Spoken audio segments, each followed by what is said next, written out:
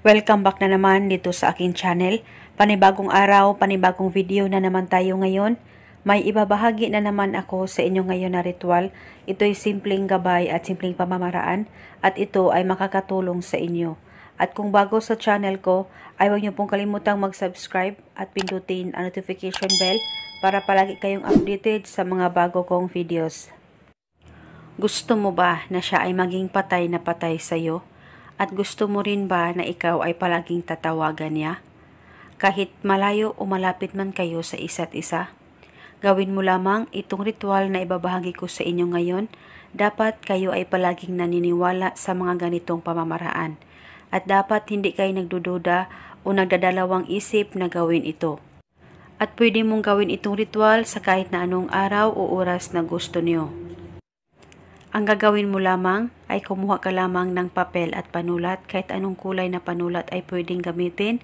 At pagkatapos, isulat mo sa maliit na papel ang pangalan at apelyido ng target ng isang beses. At dapat alam mo ang kanyang tunay na pangalan. At pagkatapos, hawakan mo ang papel, ilapit ito sa baba mo at ibulong mo lamang ito sa pangalan niya. Pangalan at apelyido, ikaw ay maging patay na patay sa akin. At ako ay iyong tatawagan palagi, malayo o malapit man tayo sa isa't isa. Ibulong mo lamang ito ng 3 beses.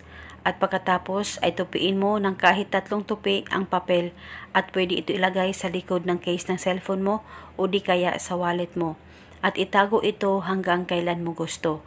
At pwedeng hindi mo na ito bulungan araw-araw at kung gusto mo naman itong bulungan ay okay po, wala pong problema.